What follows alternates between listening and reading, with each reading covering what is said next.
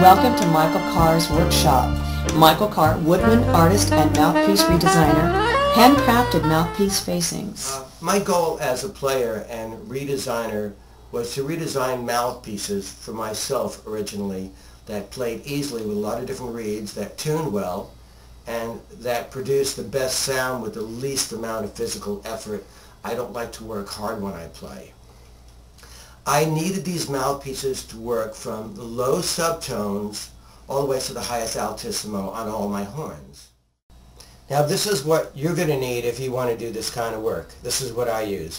First of all, I have a fairly large assortment of pin files, and you're going to need that. I use a glass ruler designed for working on mouthpieces by Eric Brand, and this is invaluable. You've got to have this. And I use 180 grit sandpaper. Okay. Now when I use this glass gauge, I use it along with these feeler gauges. These are the same kind of feeler gauges that we used to use when we used to set the points on our cars.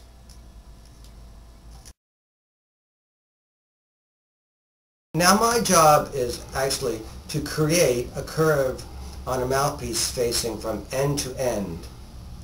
And when I measure a curve, what I do is, if a curve is going to be 100 thousandths opening, I measure 50 points. 50 points on 100 thousandths. Or on my soprano mouthpiece, if say the curve is going to be 58 thousandths tip opening, I measure in half of that. So I'll actually have 29 points on that mouthpiece curve that I measure.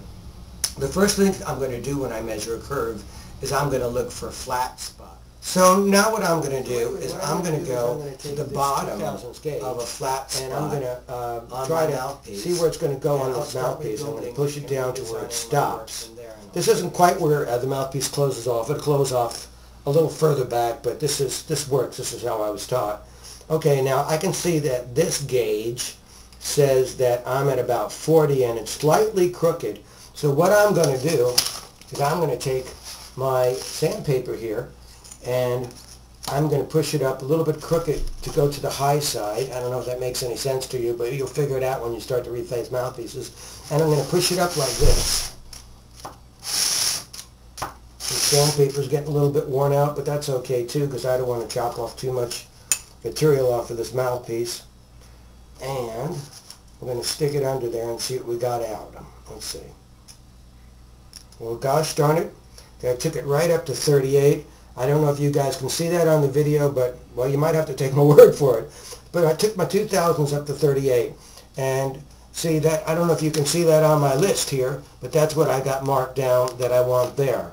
So now I'm going to go to the bottom of the next flat spot, which is going to be 24. And I'm going to look for a 16 hopefully at that point. So let me get my 24 gauge. And I'm going to put it under my ruler again and see where that's going to take me to. And gosh darn it, it's pretty close. That's pretty close to 24. I mean, it's so close that I'm not going to change it, because I don't have to be exact. I've got to be really, really, really close, because each one of these mouthpiece blanks are slightly different, so each one of them are going to react slightly different. Okay, so I'd say that's close enough at this point for the 24, and if it's not, I'm going to have to go back after I play this thing and try it again. Okay, now I'm going to go to my my 30 gauge, which is the bottom.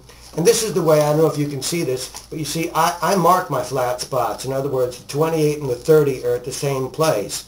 The 20, 22, and 24, well, actually the 22 and the 24 are at the same place. The 8 and the 10 are at 30. See, that's what a flat spot is. At the bottom, getting closer to the tip, the flat spots get longer. 46, 48, and 50 on this particular facing are at the same spot. So that's a flat spot. Okay, so now, let's see, where else I was at now. We're going to go to the 30 gauge, because there's a flat spot there. And what I'm going to do is see if that's going to be 14, because that's what it says it's supposed to be. And guess what? It's only 12. So what I'm going to do is I'm going to mark that spot with my thumb. Then I'm going to get myself another tool that I forgot to tell you about. This is a tone hole file. I have several of them, but I like them when they're kind of worn down because they don't chop too much. And I'm going to get right in here, and I'm going to take the tone hole file. I'm going to start working back this way, and I don't know if you guys can see that, but I'm getting material. There's material that's coming off. You can see it kind of looking that way. So I'm going to work that back for a little bit. In the process of making a mouthpiece work, you see, it's a long process. It's taken me years to come up with these numbers. I make a mouthpiece and try it, and that's pretty good at the house, and I take it out on the job and play it. No, that's not right. It doesn't do this or it doesn't do that. So it's a process, an ongoing process for me till I came up with the numbers that I like for the mouthpieces that I'm making. And these are mostly the mouthpieces that guys are getting from me. Okay, back to work. Okay, so let's go back to measuring this mouthpiece now, after I had taken it down a bit. And woohoo! Look at that. 30 at 14. So that worked. We're on our way. And that's the kind of process that we're going to go through when we're setting up the mouthpiece. Now, when you get the facing all finished, I like to make sure that there's no bumps in the facing. So I'll again put it on the sandpaper, and I'll run it back across here. Let's see, and take a good close look at that with my goggles, and gosh darn it, it's nice and flat, because if you get bumps in it, you're going to have air leaks and it's not going to play. Then the next issue you're going to deal with is you're going to deal with the tip. Now on this mouthpiece, the tip is kind of wide out there, okay? But let's see, I wanted to take this to a certain point, and the point would be 58 thousandths. So let's take a look here. That was 56, and that's 58. I know that because I stuck these gauges together, and I checked it out before. So let's see if that's going to go in here. Well, it's close, but no cigar yet. So what I'm going to do is I've got several different ways to do this. I can put it on the sandpaper.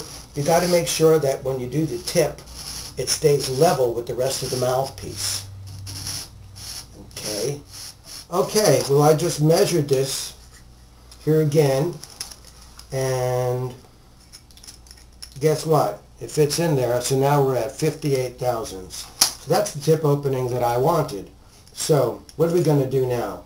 Well, it's nice and even, but this rail here is real fat, and you know the reed's not going to vibrate well on that. So what you got to do is you get yourself a file. I like some of the flat files, the round flat files, to do this kind of work. And then I'm going to go up here, and I'm going to stay close to the rails, and I'm going to take that down so that we have a small rail on that mouthpiece.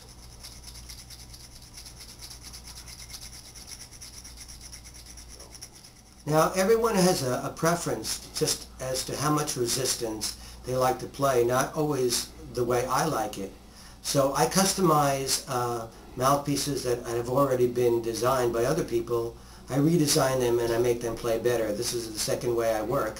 Like I just did, last year I did 7 strap-on mouthpieces for my good friend Will Donato, and he's using them on all his records.